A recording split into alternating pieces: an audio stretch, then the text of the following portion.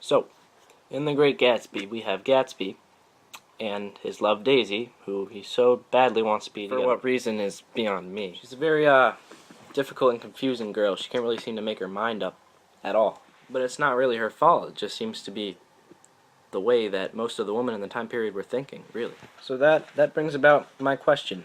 How does the depiction of women in the time period affect Gatsby's adventures? Well, let's face it, this is something most of us know. Women just weren't even important in the 20s. They were insignificant. They stayed at home. They didn't work. So the 20s is the first time that women really started to show independence at all. I mean, you have Jordan Baker, who's a friend of Daisy's in the novel, and she's a female athlete. She's a professional golfer, and that's really rare. Definitely very rare for the time period. Women really didn't do that kind of thing.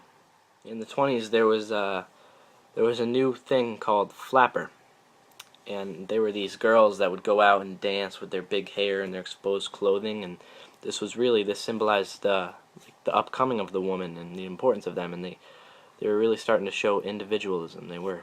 So I think that it's safe to say that Jordan was definitely a sort of flapper in the fact that she wasn't afraid to express herself. You know, she was different, starting to take over the new kind of mindset that woman can be. So based on the characters, there really is controversy on how women should act. There's different thought processes that the women go through, the way they approach the situations that they're handed. I mean, there's these girls like Daisy and Myrtle who are stuck in the past, you know, the old sort of mindset where it's just like going along for the ride. You don't try to do anything for yourself to become a real person. And then there's girls like Jordan who are sort of trying to show a little more individualism.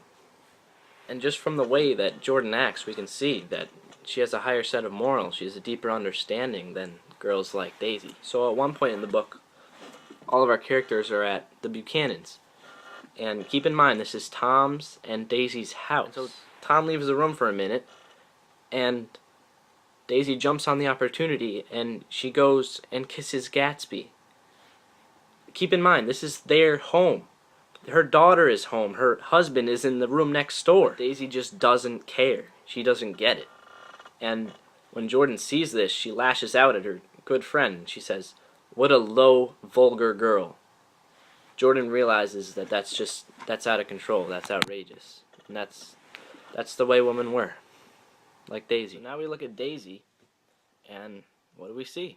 Well, in the wise words of one of my classmates, Joey Matera, she's slutting around.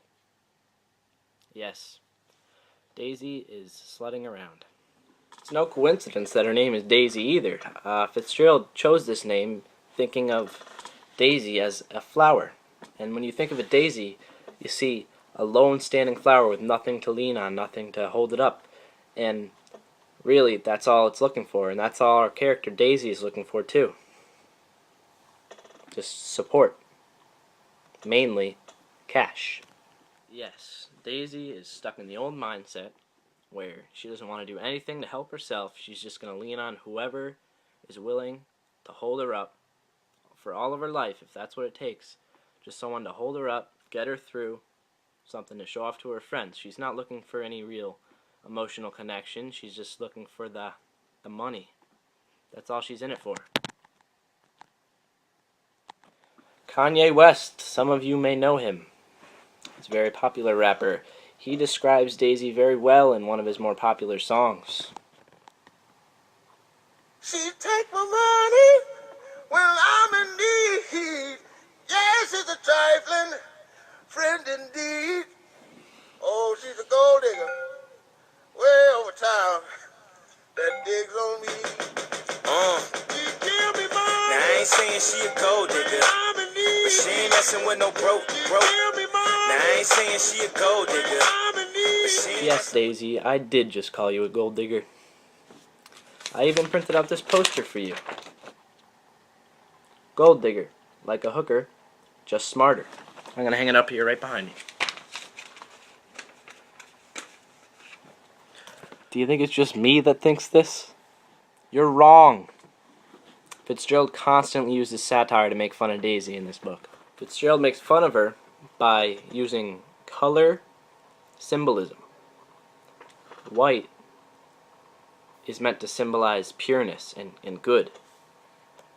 And he usually associates this with Daisy, but not in the ways that you would think. So at one point in the book, Daisy is putting on her white powder to cover up her tan. Well, her tan, a color of gold or yellow, which would represent corrupt, is being covered up by the pureness that she wants everyone to see, that she wants everyone to think. But in reality, under all the cover, she is just corrupt, and she is using these men for reasons that she shouldn't be. Yet again, Fitzgerald uses satire to make fun of Daisy when he uses a false representation of pureness in the color white regarding her. High in a white castle, the king's daughter, the golden girl. So again, we see this golden girl, this corrupt girl, in a white castle, a pure sanction, just as she wants it to be. You gotta love satire, you really do. And we see even more evidence of Daisy's mindset when we're introduced to her daughter. Daisy really refers to her daughter as a sort of item or thing that she has, an asset. She likes to show it off to her friends, really. And this just shows she doesn't have a genuine care. She doesn't care about anything. It's all about just getting by, just showing off, like, look at me, I'm able to just breeze by in life. I don't want to do anything that actually has any significance. She even wishes for her daughter to be a beautiful little fool. She says, it's the best thing you can be in this world. What does that say? So now that we see a better understanding of who Daisy really is, let's focus back on the question, how does the depiction of women in the time period affect Gatsby's adventures? So Gatsby's main goal would be to be with Daisy. For what reason, I still do not understand. But anyways, we can conclude that wealth definitely corrupts relationships. I mean, you're never going to know when someone actually wants you or when they want you for your money. Gold digger. How is Gatsby supposed to know? What is he supposed to do? Is he supposed to just assume that she likes him out of good faith? Unfortunately for our friend Gatsby, that's all he can do.